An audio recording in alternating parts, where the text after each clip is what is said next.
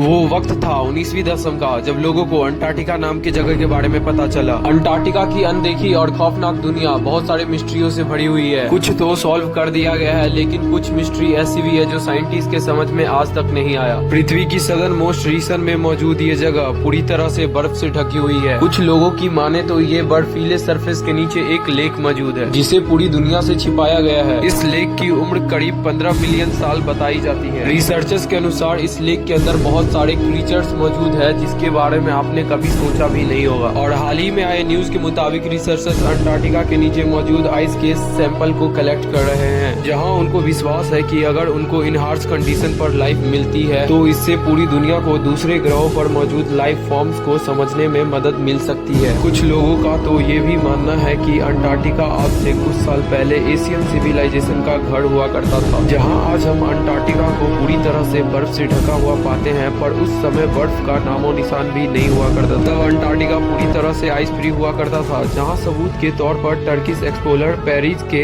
1513 में दर्शाए गए मैप को माना जाता है, क्योंकि उस समय पेरिराइज ने अंटार्कटिका जैसी एक जगह को अपने मैप पर दर्शाया था। पर असलियत तो यह है कि 19वीं सेंचुरी से पहले हमारे पास अंटार्कटिका के होने का सबूत था ही नहीं, जब तक कि इसे रशियन एक्सप्लोरर ने नहीं ढूंढा था। और यही वजह है कि अंटार्कटिका को उस समय एशियन सिविलाइजेशन का घर माना जाता था। हालांकि साइंटिस्ट का मानना है कि अंटार्कटिका आइस फ्री तो था, पर इसके मिलियन ऑफ ईयर से पहले होने के अलावा कोई और सबूत नहीं पाया गया है। जब 19वीं सेंचुरी में पूरी दुनिया को अंटार्कटिका के बारे में पता चला तो उन्होंने इस जगह को जानने के लिए जोर शोर से एक्सप्लोरेशन स्टार्ट कर दिया था। और तभी ब्रिटेन के एक एक्सप्लोरर अर्नेस्ट शेकलटन 1914 में एंडुरेंस नाम की एक शिप और 27 लोगों के साथ निकल गए थे अंटार्कटिका की खोज करने। एंडुरेंस शिप स्पेशल अंटार्कटिका के हार्श कंडीशन पर सर्वाइव करने के लिए बनाया गया था, पर अंटार्कटिका पहुंचने से पहले ही उनकी शिप एक आइस पैक में फंस गई और इस शिप को भारी नुकसान पहुंचा था। इस वजह से शेकलटन और पूरे 27 लोगों को उसी फ्लोटिंग आइस के ऊपर अपना कैंप बनाना पड़ा था। कुछ महीने तो वो सर्वाइव कर गए, पर दिक्कत तब शुरू हुई जब वो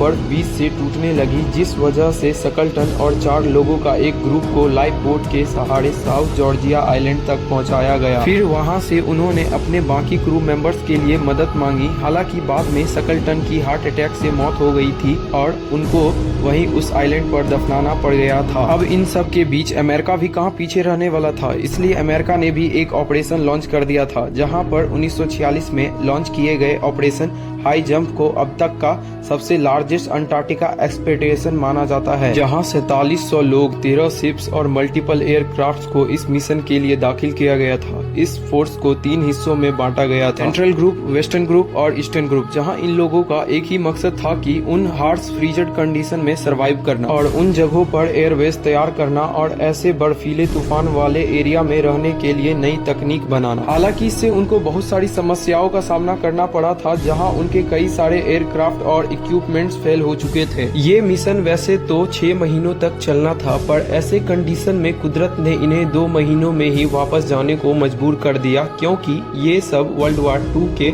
कुछ ही दिनों बाद हुआ था। तो इसको लेकर काफी कंस्पिरेसी थ्योरीज भी सामने आई थी, जहां इस ऑपरेशन का कनेक्शन नासिक की सीक्रेट बेस से लेकर लॉस्ट सिविलाइजेशन और यूएफओ तक से जोड़ा जाने लगा था। और इन्हीं थ्योरीज के बाद अंटार्कटिका में कुछ अनआइडेंटिफाइड ऑब्जेक्ट को देखने का दावा किया जाने लगा था, जहां लोगों को ऐसा तक लगने लगा था कि अंटार्कटिका के आइस सरफेस के नीचे एलियन लाइफ मौजूद है, जहां आइस के नीचे एक अनसन सिविलाइजेशन के होने या फिर एलियंस के द्वारा उसे किया जा चुका आउटपोस्ट के होने का दावा किया जाने लगा था, जहां मिलिट्री के द्वारा भी कुछ इंफॉर्मेशन एलियंस को लेकर लीक हो गई थी।